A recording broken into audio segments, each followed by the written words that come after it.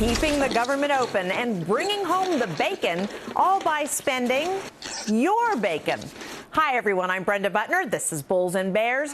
Congress passing a $1.1 trillion spending bill to keep D.C. funded. And it's chock full of goodies for things like clean cook stoves, Guam, the Virgin Islands, and salmon. That's just to name a few. So it's all the non-essential spending really necessary to keep the federal government running. Here we are, the Bulls and Bears this week. Gary B. Smith, Tracy Burns, Jonas Max Ferris, John Layfield, along with Sasha Burns. Welcome to everybody. John, is this the kind of spending why we're in the mess we're in? Yes, absolutely. Look, this is how politics are done. And since 1980, debt has just taken off, except for a few years under Bill Clinton's reign. And since 2008, we've gone from $9 trillion to $17 trillion. There's $15 million in here to study catfish for the USDA, despite the fact that the FDA already does it. These are how bills get passed. If I want something done, I will tell you, give me $30 million to study something. I will give you $30 million for your favorite college. In place, we own China $1.3 trillion. If we have to defend the Sea of Japan against China, we'll have to borrow money from China to defend it against China itself. This is insane. Yeah, I think the Chinese have 8% of the debt right now. Jonas, but you're not too worried about this spending bill. You don't think it's all that bad? No, in fact, first of all, it's all essential because it's there to get it passed. That's why it was passed so smoothly. It's essential spending to get all the congressmen on both sides to vote for it, which is what they did very smoothly this time. What will be worse is them not meeting in the middle and having to shut down. And as far as the numbers, okay, yeah, they throwing a lot of money away, but you're talking about taking discretionary spending back to the previous administration. I don't know if we've ever done that before. Like, that is a very good feat and is putting us on a positive direction. Now, it's not perfect. We're still running deficits, but this is about as good as it's going to get out of this current situation. I think we should be glad. Okay, Gary B., as good as it gets? Well, I think Jonas misstates it a little bit when he says it's essential. It's essential because it's the grease, I suppose, as John alludes to, that makes politics work. Here's the problem. You know, the amount that we're spending versus what we're taking in is not insubstantial. It's a $1 trillion deficit just in this year alone, in this fiscal year. And it's mounting, as John alludes to, you know, right up front. So the problem is we have this as part of how everything works. You want to get elected, you got to do favors, etc. The only solution can be if there is a balanced budget amendment. Not only a balanced budget, because that will give the left the opportunity to continue to raise taxes, but a balanced budget amendment in there that somehow caps the overall taxes on the American public. That's the way to get things done. So instead of catfish farming or whatever John said it was, we can keep that money ourselves and spend it as we wish. Well, keep dreaming, Gary. Sasha, this did, however, avert a government shutdown. Is there something good to that? Well, absolutely. And I'm with Jonas on the kind of as good as it's going to get. Look, the government shutdown, which, first of all, is an asinine way to run the country. Secondly, it cost billions of dollars. So we're looking at these numbers. Yeah, there is some waste in there. There always is. But it has nothing compared to the amount that the government shutdown cost. And this is the first time that they've actually worked together to pass a budget, which, you know, in omnibus in the old days, we used to say this was the worst way to do it because all this stuff gets tossed in there.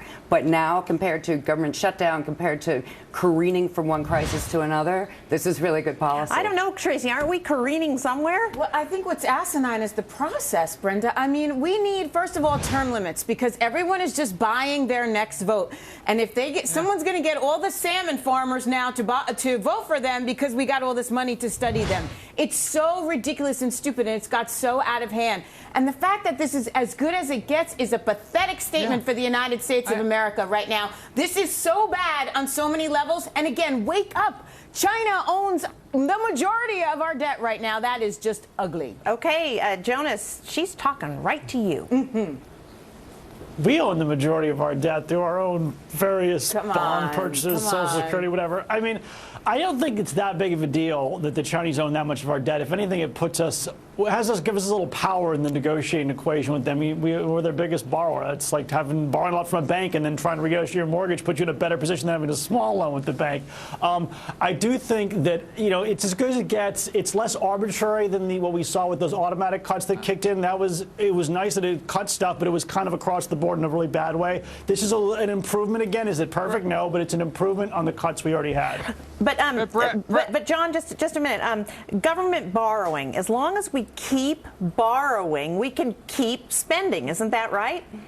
Yes, absolutely. Look, I understand what Jonas and Sasha are trying to say, and I agree with their point in general, but we're trying to find the tallest midget or the bravest Frenchman here. We're saying, hey, it's okay. It's okay the fact that they're stealing money. Whether you call it pork barrel, whether you call it earmarks, they're stealing money from the American people. Is that better than a government shutdown?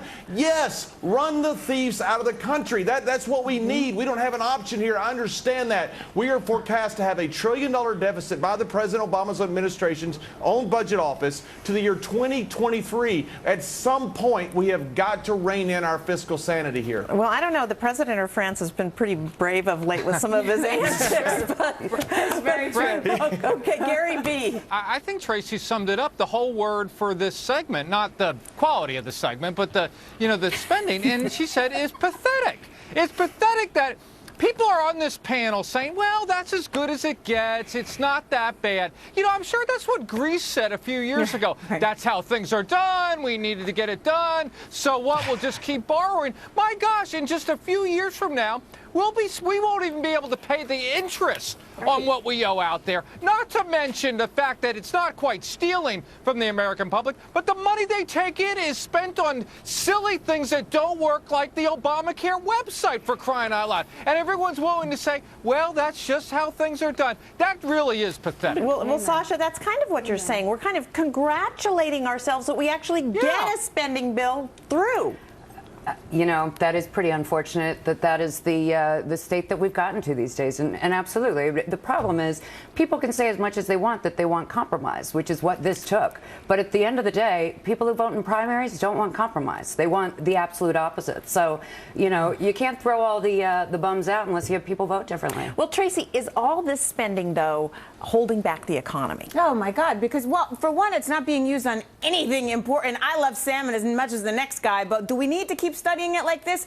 And you want to talk about borrowing from Peter to pay Paul. That is exactly what we consistently do. And then they got to go and raise taxes because they have no money left. It just makes no sense. And I use the word asinine, Gar. Asinine. That's what this is. You can respond, Gary B. Gary B., you can respond.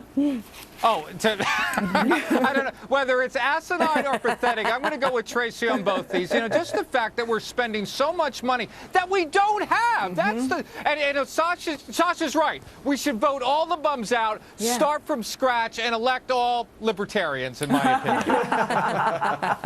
There we go. We're spending $400 billion less money than we didn't have than a few years ago. That's a huge improvement. You just have a $1.5 trillion discretionary budget that was going to garbage. That was our Greece budget, and now that's gone, so we're back to just the old American budget, which is a normal deficit of a few $100 billion. I think we can work through that. It's not that bad anymore. Okay, you guys can take him on in the next segment. All right, if that debate didn't get you fueled up, how about a push to hike the federal gas tax? That's what we've always done in America. All right. Well, we also account for the monies we spend in America, but we'll see, Secretary. It's being accounted for, Neil. I wish you were right. We'll see. Secretary, thank you. Well, I am right. Okay, fine. All right, Neil's gang looking into where the $120 billion we shell out every year to fix roads is actually going. That's at the bottom of the hour.